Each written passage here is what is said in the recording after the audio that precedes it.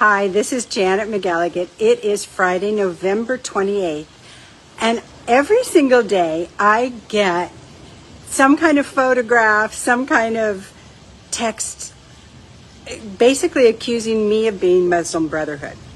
I want you to know that I was born Catholic, I was raised Catholic, and I went to Catholic grade schools until my dad retired from the Air Force, but I went to University of Portland, which is a Catholic college.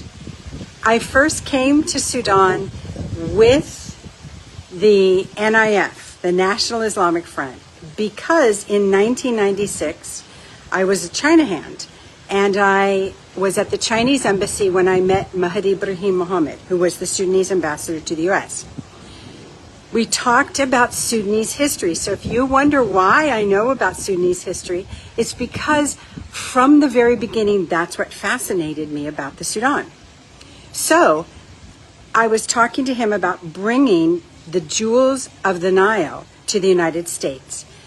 But then during my trip to China, there were Red Cross hostages taken by Kerubino Koanyanbol, who was part of the SPLM in South Sudan. He had these guys as prisoners, and I was supposed to pass messages back and forth between the Red Cross, the American congressman, and the Sudanese government. 38 days later, I was in Sudan. It was my first trip to Africa. And I never thought I'd go back. I thought it was just to help get these people out. And I ended up becoming liaison on the Osama bin Laden case secretly for 6 years.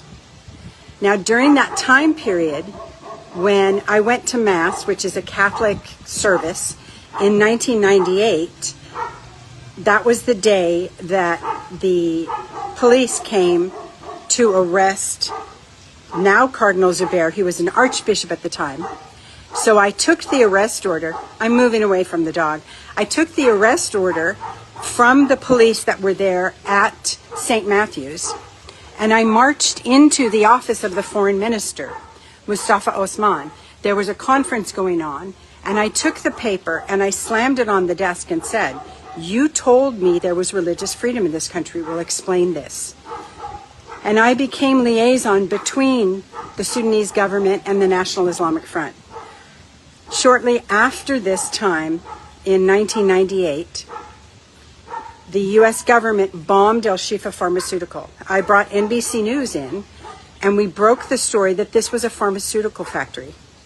I was given an official cease and desist letter by the U.S. government, and I was told never to go back to Sudan.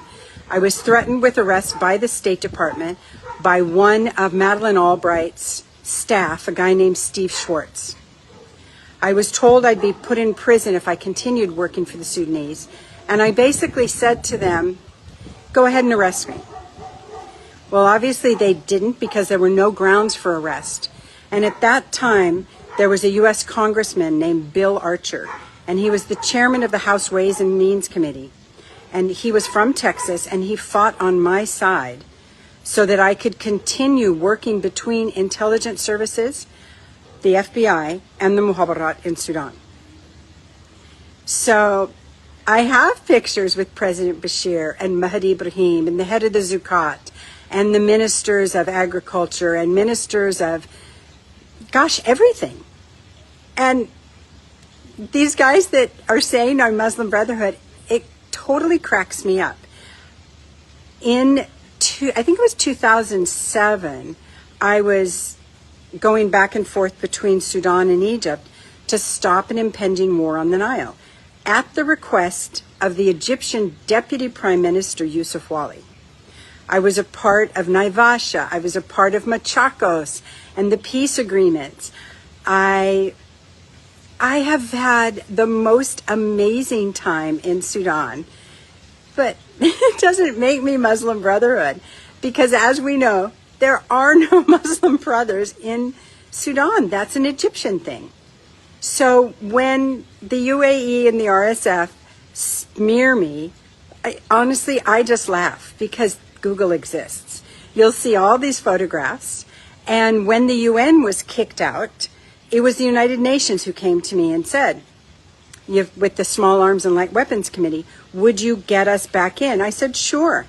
That happened a million times because the government of Sudan had, let's say, difficulties with bilateral relations for a long time with a lot of people. And I don't think any of that is a mystery. So when I'm called a Koza, it just makes me laugh. That's all. So if you have any questions, let me know. Today, someone posted another photograph of me with President Bashir and Mahdi Ibrahim, basically calling me a brother. I don't know about you, but I don't know any brothers who look like me.